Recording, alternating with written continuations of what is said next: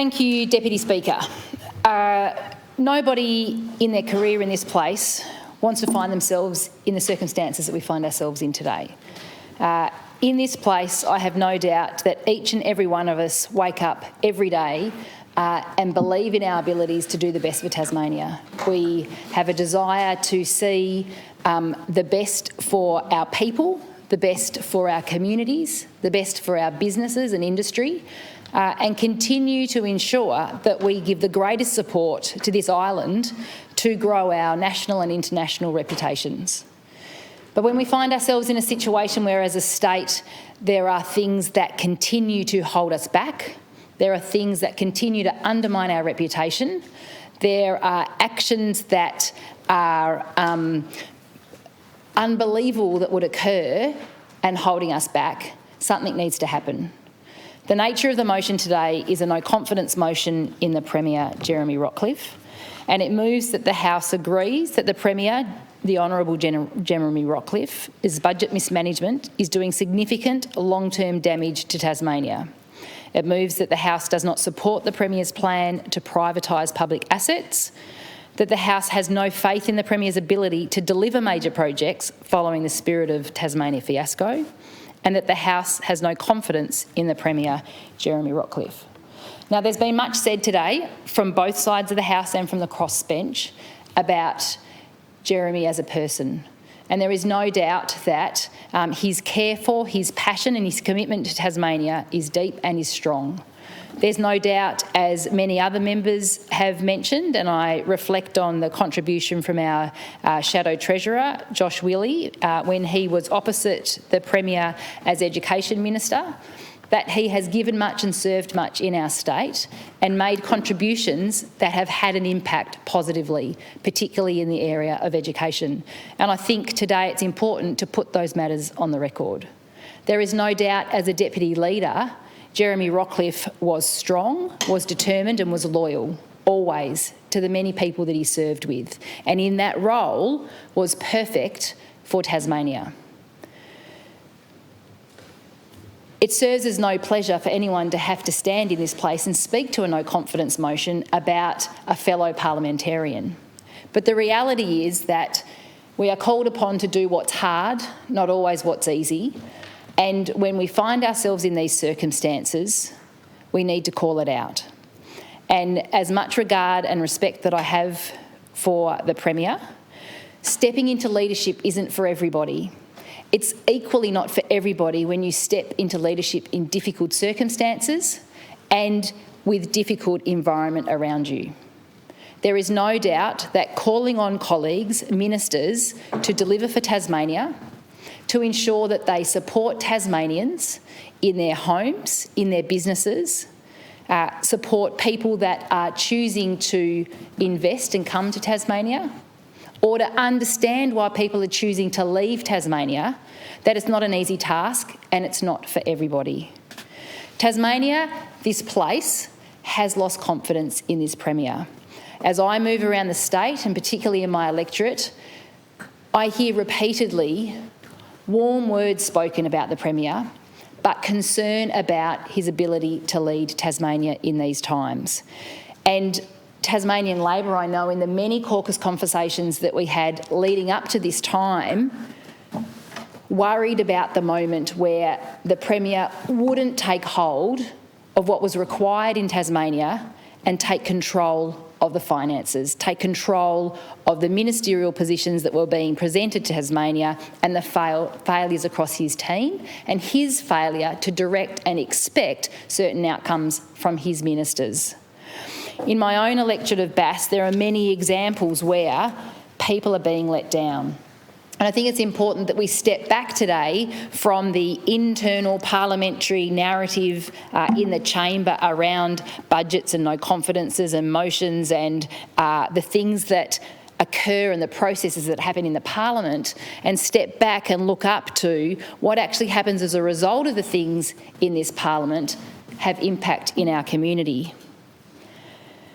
Some of the things that have been talked about with the budget is honesty And one of the greatest failings, I think, of this government and of this Premier is the lack of courage to be open with our community in a timely manner as things occur and they get bad.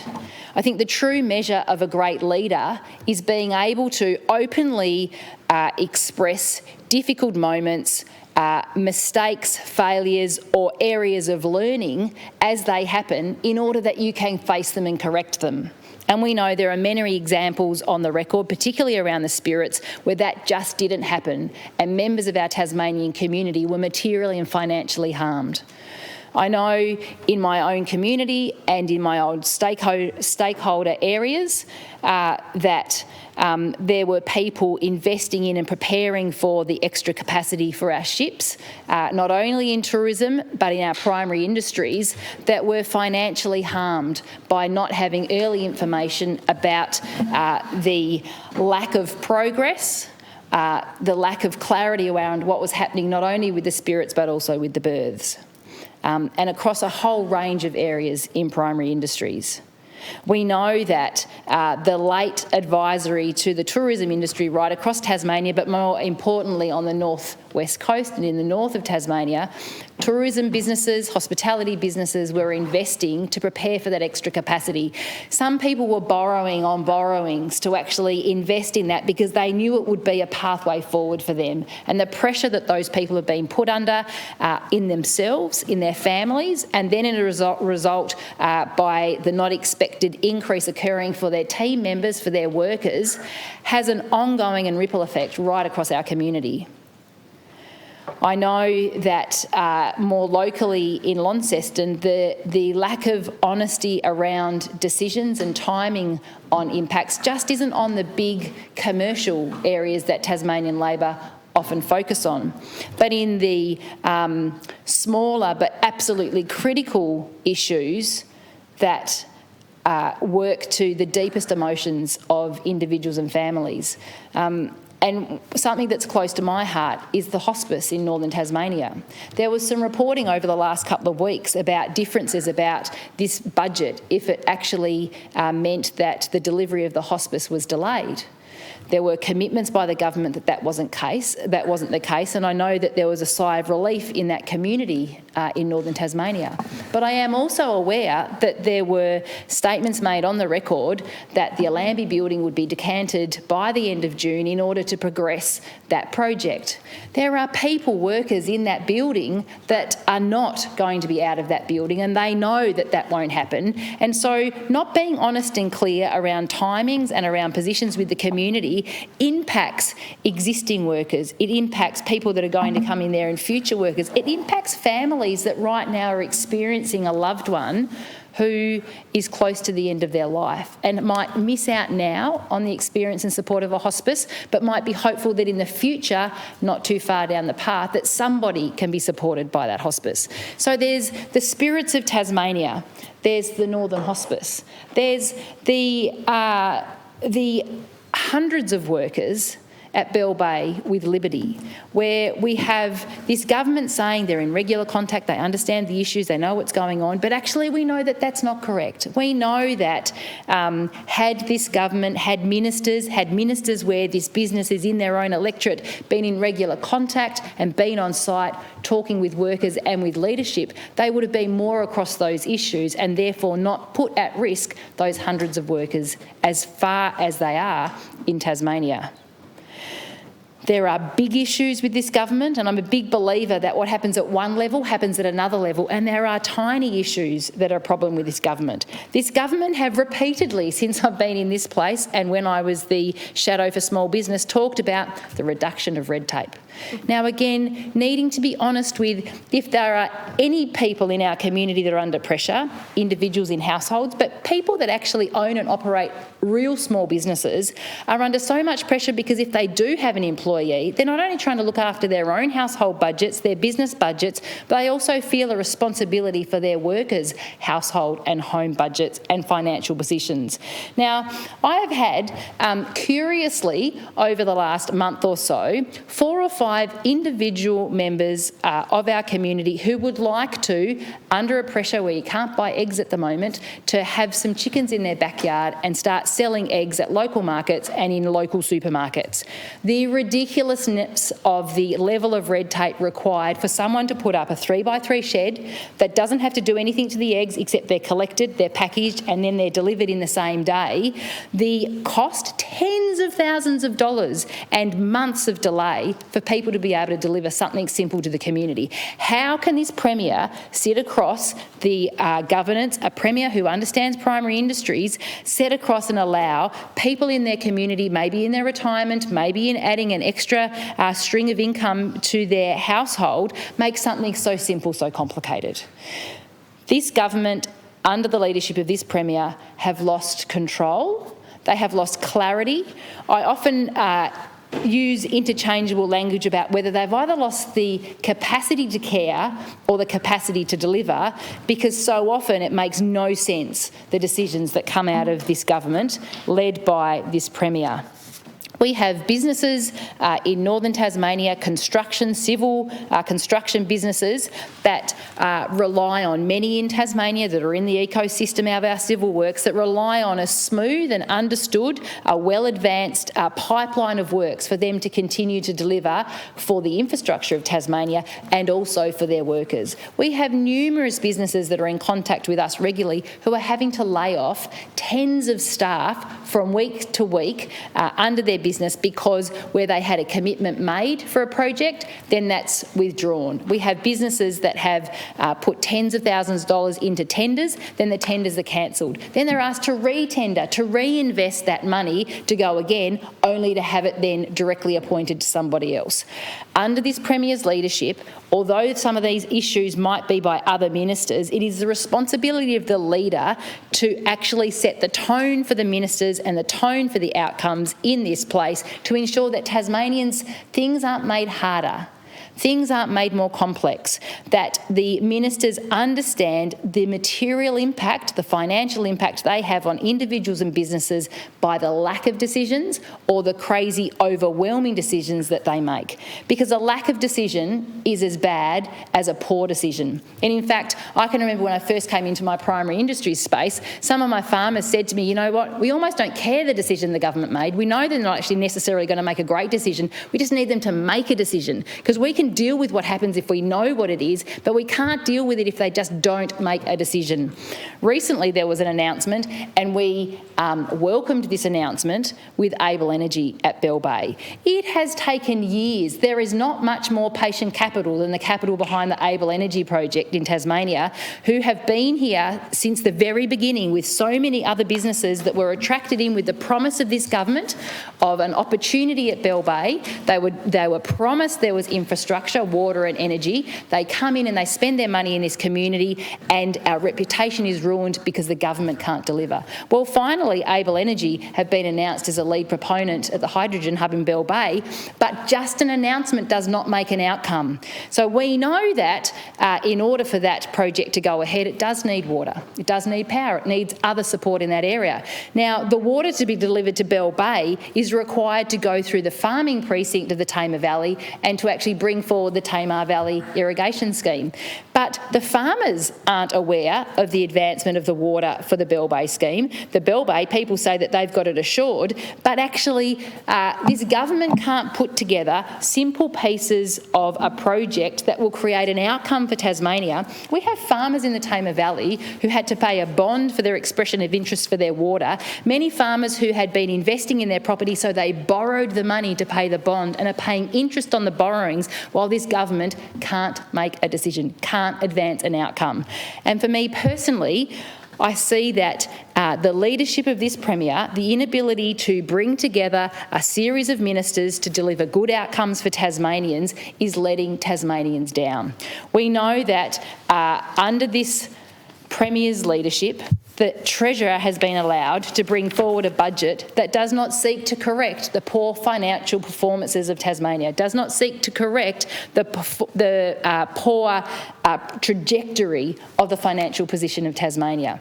We know that, and the government have been on notice for so long, that Tasmania cannot continue to carry the burden of significant deficits and the debt that is spiralling out of control. We know over the last 3 years, the 3 years that the Premier has been the leadership of Tasmania, Tasmania has recorded the 3 worst financial outcomes in our history. We know that there is no commitment within this budget to actually retard that increase in the debt. There is no commitment to bring that back, and it will escalate to $11 billion by the end of the budget period. The lack of willingness for this government to do the right thing and act with financial responsibility means that future generations of Tasmanians will carry that burden. We know that already. This government talk about confidence and stability, but we know that that doesn't exist in Tasmania, because plane loads of young people are leaving Tasmania now, like they did in the 90s, looking for other opportunities. They are not confident about the future of Tasmania. They are concerned about the burden that is being placed on them. When we talk in this place about billions of dollars or hundreds of millions of dollars, that doesn't necessarily always mean something to the individuals in Tasmania.